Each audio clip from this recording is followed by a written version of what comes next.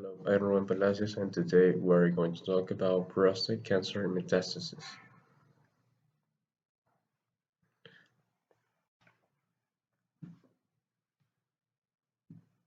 First, the definition.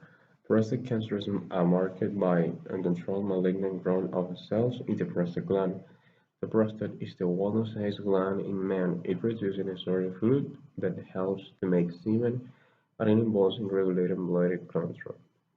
Prostate cancer is the most common type of cancer found in men in the USA, aside from skin cancer, and often begins without symptoms. Approximately 1 in 41 men will die from the prostate cancer. Prostate cancer can be a serious disease, although most men diagnosed with prostate cancer do not die from the disease. Prostate cancer can be slow-growing, such that many men die of other disease before the prostate cancer causes significant problems. However, cancers are more aggressive and can spread outside the confines of prostate gland, which can be deadly. The prostate cancer survival rate is greatly improved with early detection and personalized treatment. If you've been diagnosed with prostate cancer, you may feel upset, scared, or like things are out of control. Prostate cancer and its treatments can affect every aspect of your life and daily routine. One of the ways you can take back control is to learn about the disease and what you can do. Prostate cancer is the most commonly diagnosed cancer among men in Canada. 1 in 9 Canadian men will be diagnosed with prostate cancer in their lifetime, so you are not alone. In fact, when you receive your diagnosis, you'll be introduced to a team of healthcare professionals who will support you, including your urologist, nurse, and possibly a medical oncologist or radiation oncologist. You and your healthcare team will talk about your diagnosis and the different kinds of treatments. You should be part of the decisions to choose the treatments that are best for you. So what is the prostate? It's part of the male reproductive system. It sits below the bladder and in front of the rectum. The prostate's job is to help form semen by producing fluid that mixes with sperm from the testicles. Prostate cancer happens when normal cells in the prostate grow faster or die more slowly than usual. This leads to a cancerous tumor over time. It helps to know some of the words that your healthcare team will use so you can understand the disease. The grade of your tumor and stage of your disease are important to know and will help you and your team decide which treatment is best. The grade of the tumor refers to how abnormal the tumor cells look under a microscope when compared to normal cells. It tells your doctor how quickly the cancer may be growing and how likely it is to spread. The cancer stage describes how big the tumor is and whether it has spread outside the prostate to other parts of the body. If the tumor is found only in the prostate, it is called localized prostate cancer, and it includes both stage 1 and stage 2 disease. Stage 3, or locally advanced prostate cancer, is when the cancer has spread outside of the prostate to nearby areas of the body. Stage 4, or metastatic prostate cancer, is when the cancer has spread to lymph glands or other parts of the body such as bones, liver, or lungs. It's important to know that most early-stage prostate cancer can be treated successfully. In some cases, the tumor will grow so slowly it can be monitored with active surveillance, which can delay or avoid other treatments. Other types of prostate cancer treatment include surgery, radiation therapy, hormone therapy, which is referred to as androgen deprivation therapy or ADT, and chemotherapy.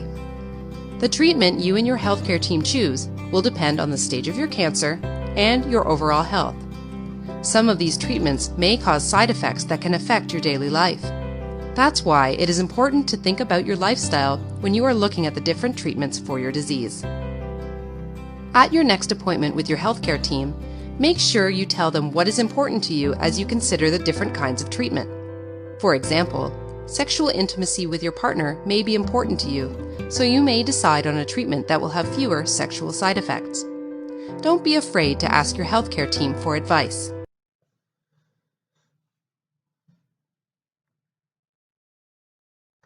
Applications in medicine.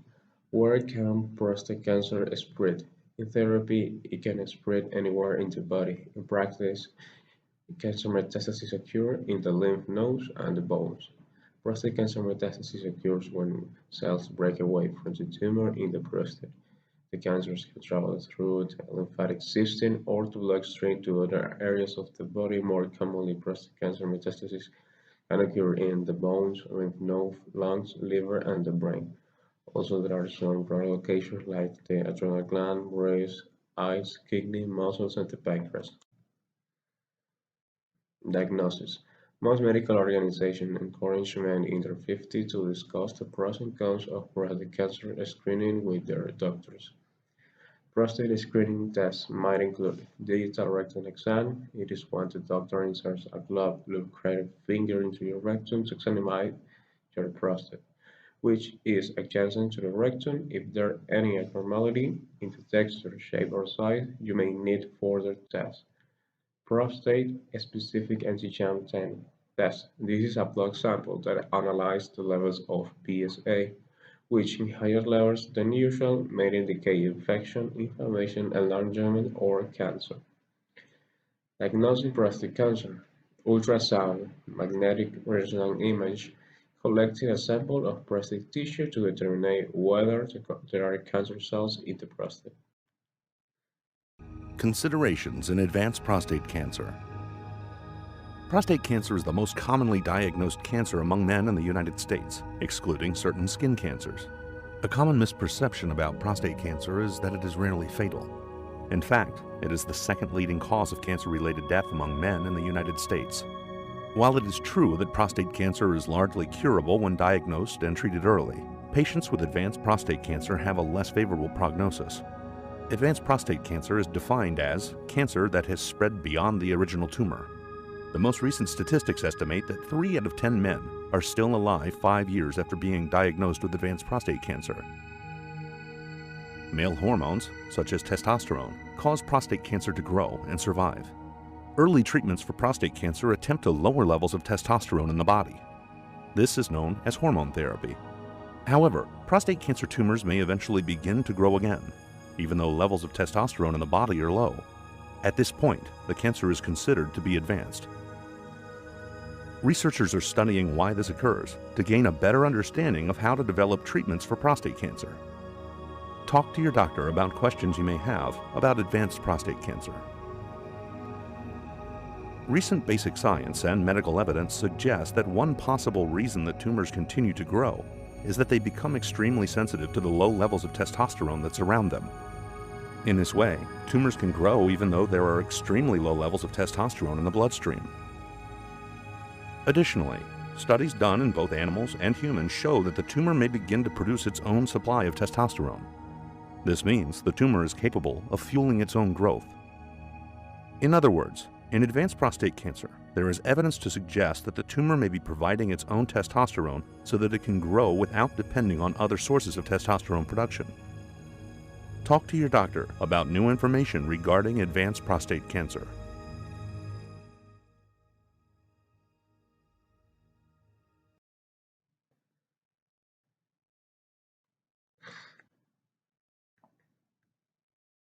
Pros and cons: there are several options for the treatment of prostate cancer, but the most important are surgery, that is the removal of the prostate, and some surrounding lymph, chemotherapy, the use of drugs to destroy cancer cells, usually by keeping the cancer cells from growing, dividing, and making more cells. Radiation therapy, the use of high-energy rays to destroy cancer cells. The complications are metastasis, that is when cancer can spread to nearby organs such as bladder or travel through your bloodstream or lymphatic system to your bones or other organs. Incontinence, both prostate cancer and its treatment can cause urinary incontinence. Erectile dysfunction, it can result from prostate cancer or its treatment including surgery, radiation, or hormone treatments.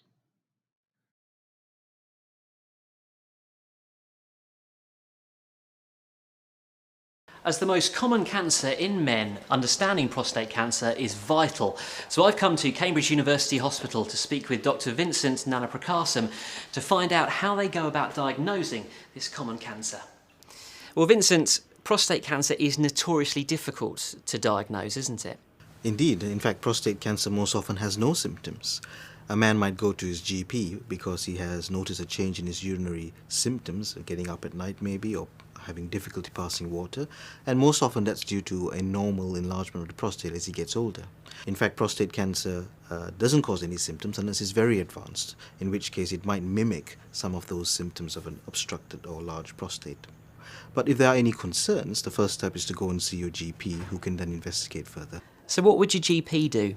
Most often what they'll do is take a history from you, do an examination of the prostate, and do a PSA blood test. What is a PSA test? So PSA stands for prostate-specific antigen. It's produced by the prostate gland, and it's a marker for the presence of prostate cancer. However, it can also be raised in other conditions, so it's not a very specific marker, but it's the first test that we can do to say whether we should proceed to further investigations. So what happens if you get sent to the hospital for an examination? The specialist will see you, again take a history and an examination, and then most often what they will do is arrange a prostate biopsy. Increasingly, they might recommend a scan to be done first, an MRI scan, and then discuss with you what the best way to do a biopsy is. And if it is cancer, tell us what happens then. Tell us about some of the tests. Well, a discussion then starts. The first step is to make sure that we know exactly what kind of cancer it is, and that might involve other types of scans, for example, a CT scan or Issue apply in Ecuador. According to SOLCA statistics, prostate cancer occupies the first place in order of frequency of cancer in men, also generating the highest mortality rate, and its value has improved thanks to the timely detection of the disease. There are some risk factors like age. The risk increases with age, especially after 60 years of age. Also, this does not exclude that it can occur in young men between 40 and 50 years of age.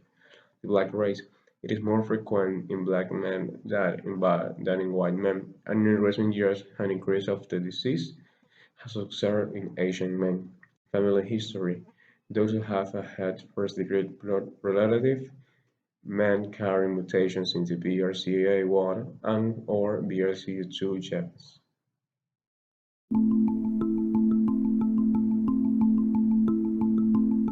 Hi, I'm Dr. John Lynch. I'm a urologist and I specialize in treating patients with prostate cancer. Not only am I a doctor, I'm a prostate cancer survivor, so I know on a very personal level how difficult and scary it is to get the diagnosis of cancer. A cancer diagnosis is never easy to hear, and the emotional impact can be significant.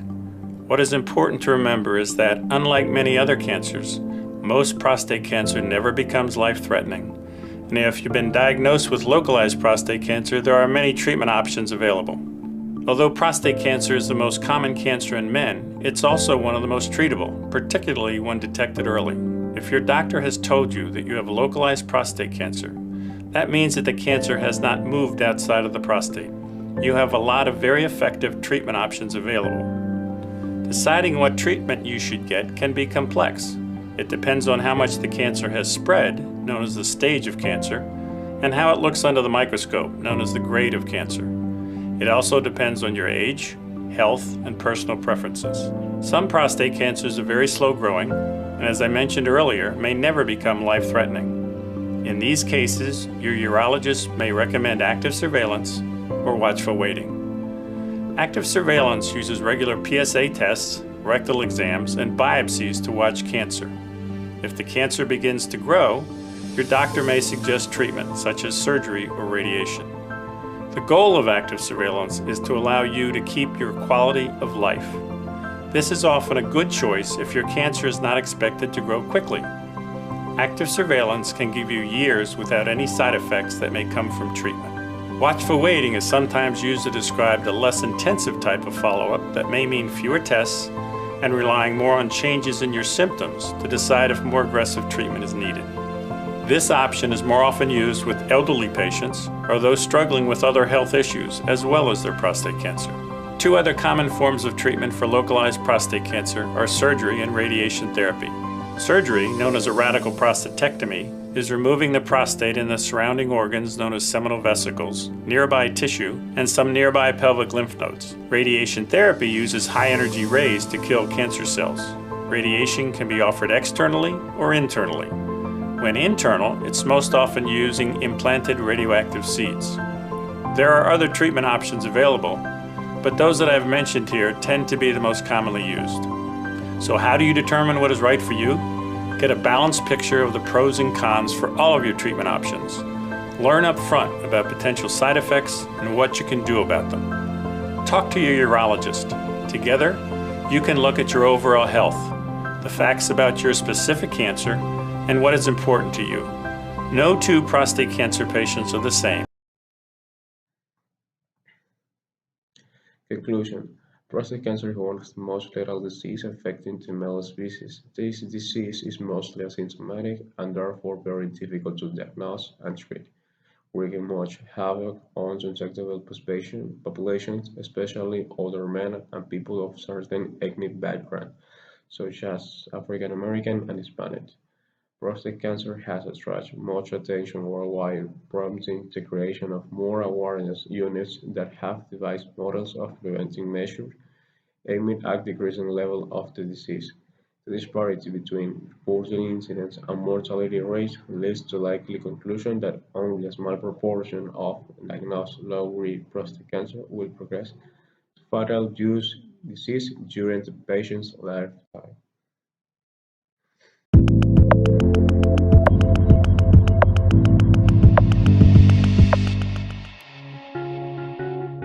The prostate is the gland below a man's bladder that produces fluid for semen. Prostate cancer is common among older men. It is rare in men younger than 40. Risk factors for developing prostate cancer include being over 65 years of age, family history, being African American, and some genetic changes. Symptoms of prostate cancer may include problems passing urine, such as pain, difficulty starting or stopping the stream, or dribbling, low back pain, pain with ejaculation. Your doctor will diagnose prostate cancer by feeling the prostate through the wall of the rectum or doing a blood test for prostate-specific antigen, PSA. Other tests include ultrasound, X-rays, or biopsy. Treatment often depends on the stage of the cancer. How fast the cancer grows and how different it is from surrounding tissue helps determine the stage. Men with prostate cancer have many treatment options. The treatment that's best for one man may not be best for another. The options include watchful waiting, surgery, radiation therapy, hormone therapy, and chemotherapy. You may have a combination of treatments.